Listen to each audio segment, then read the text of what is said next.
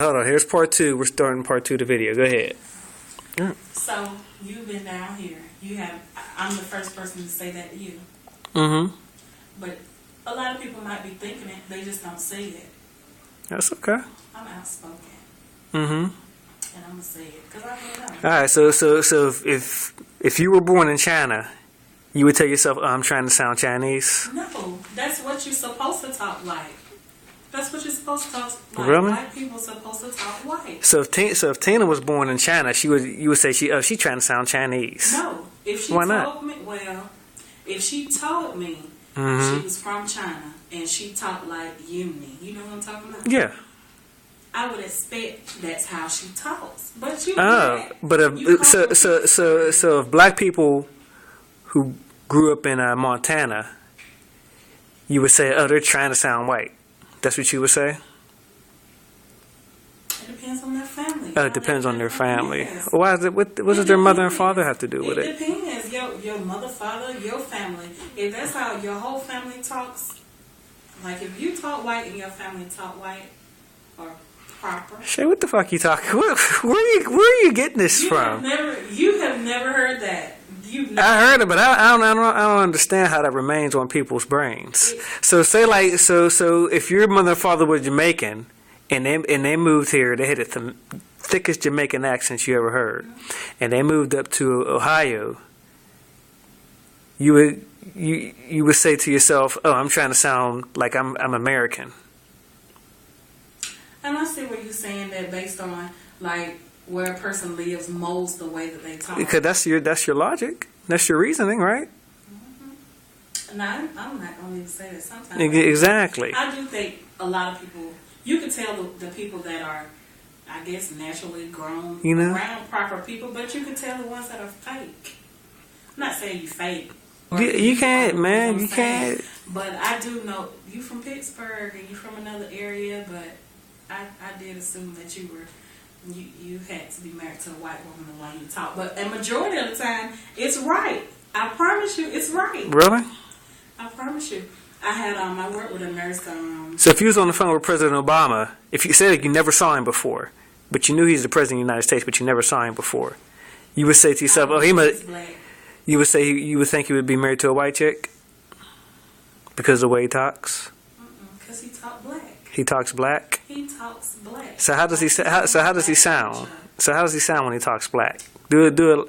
I'm not going to ask you to do an imitation because you can't do an imitation. But like describe how he sounds when he quote unquote talks black to you. Deep.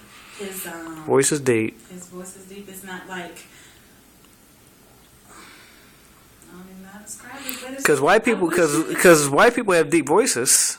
So that means they're trying to sound black because they have deep voices. Record yourself, and I'm gonna pull up a black guy on TV, on the computer that I consider talks black. Oh, really? You can hear it. Mm-hmm. I was working with this girl, and she talked like Tina. Mm-hmm. I said, "You talk like a white woman. Mm-hmm. Is your husband white?" Mm-hmm. She said, "Yes." I know every time. Every time? Shea speaking. She had a phone call trying to distract from the conversation. Because she knows she getting in over her head. She don't know what the fuck she talking about. Where you going? Don't leave. I gotta go get some pain medicine. Alright, so we just had a small lesson in something called cultural conditioning. Oh, that's what it's called? That's what it's called. It's called cultural conditioning. I'm gonna Google that. Yeah, Google that. Google cultural conditioning. Google Joe Madison. Google Joe Madison, the Black Eagle, and he'll tell you all about don't get embarrassed now. I'm not embarrassed. Yes, you are. I want to show my face. It's too late. We already got you. You already put on Facebook. I'm gonna say something nasty if you don't. If you want to, we'll put it on. We'll put it on the wire for everybody to see. All the hospital administration to show it. It's like, no, I'm gonna cut it off. But let me get my face on here. So I'm gonna say something nasty. So this was a lesson in cultural conditioning right here, where people think black is inferior and white is superior, or going by Shea's definition, black is neutral and white is superior. But I'm not saying it's wrong. I'm just saying if that's where you come, if you talk like me, let that be who you gonna talk like. Don't try to fit in with them because you you work with those type of. So we just said if you had Jamaican parents and the Jamaican parents moved to like Montana, and you grew up in Montana, that means you're trying to be white. Yes. Because I'm not saying be white, but you're trying to fit in with the culture around you. Really? Yes. Because that's what you grew up in. You're trying to fit in. Well. So if you move to Atlanta, aren't you trying to fit in with Atlanta? Mm-mm. You're not. What are you doing? Because if you hear the people in Atlanta, they talk black, man. They do. It black. It ain't none of black folks up there. Oh. There's some rich white folks up there too. But just like it's a case by case. Mm-hmm. It's a case by case thing. It's not to everybody. Mm-hmm. Yeah. So if you worked on the news, if you were an anchor on the news, you would talk exactly the same way that you do now. They wouldn't let you talk that way. Say like you had a radio show, would you talk the exact same way that you do now? Have you heard Ricky Smiley? Yeah. He talk black, and better yet, he from Alabama. He talk country. Mm-hmm. It's different. Country is this. Black is this. Country is this and black. So how? Hold on. What the fuck, Shay? What the hell?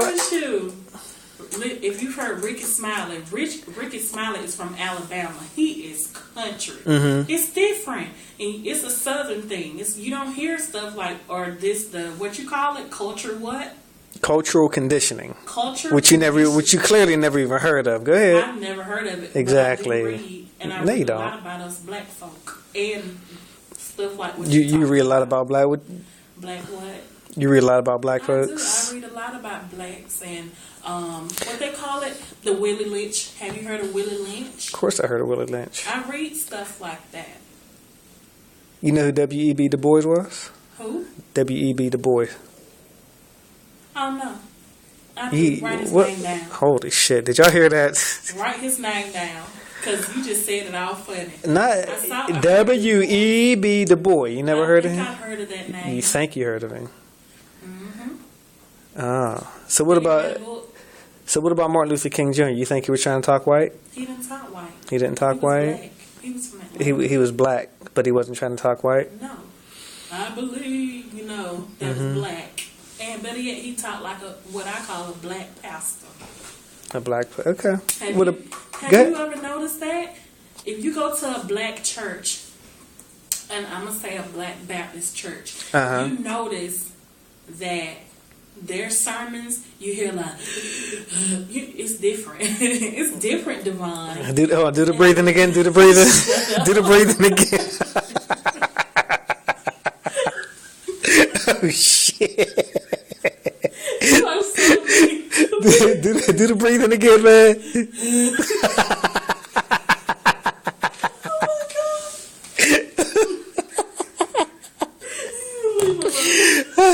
Go ahead. Go ahead. But if you go to a Baptist white church, it's different. But we got the way our pastors talk to is to mold our culture. You know what I'm saying? That's what our culture can relate to. I can't relate to a person that talks like you. So you can't relate to Joel Osteen? You have no idea what he's talking about? I don't like Joel Osteen. You have no clue. I don't like any pastor that's on TV. That's just me. Okay. Yeah, I don't do pastors that's on TV. Okay, but I can if you put it just in words and I can read what he says on TV, I can relate. I can probably relate because I can relate to anything that has to do with what the Bible says. But I'm just saying, I can't relate, and I don't listen to Joel Osteen because I can't relate because he is white.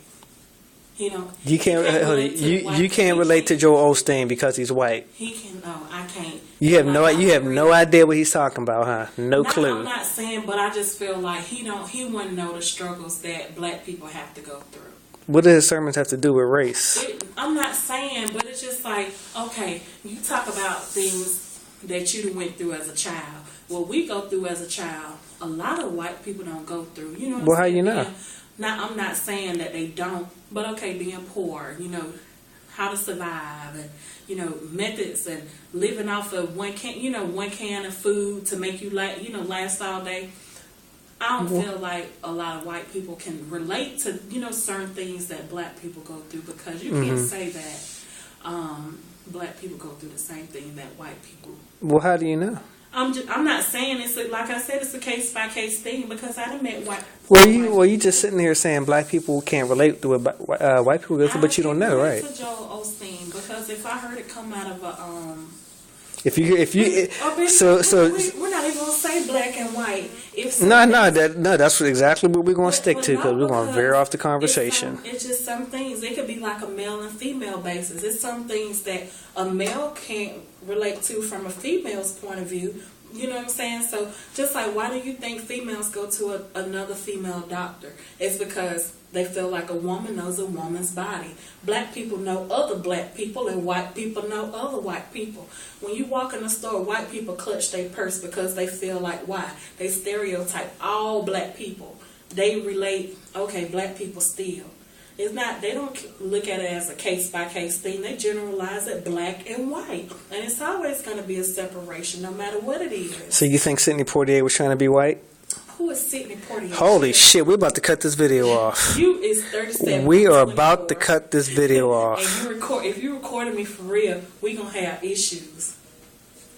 We're about to cut this video off. You don't know who Sidney Poitier is? But I don't, this makes me wonder why I'm even recording this why I'm even having this conversation. She white. You think Sidney Poitier, she's white? Gotta be, with a name like Sidney. Ah. If you heard a name like Keisha, what would you think? She white or black? Well, I think she's black. Exactly. So there's some things that you can relate to black. Mm-hmm. I have you know what I'm saying? If you recorded me for real. But it's some things that generalize black, that separate black people from white people. Like I met a Becky, and I've never met but one black Becky in my whole life. Have you lived anywhere else besides? I've lived in Albany. I haven't lived out of the state of Georgia, but my mom's from upstate New York. So you lived in Macon and Albany. That's it? Albany, and I went to New York. You've been in New York. You ain't lived there. I stayed there probably 3 weeks. Wow. All right. And my mama talks like me. My mama talks different.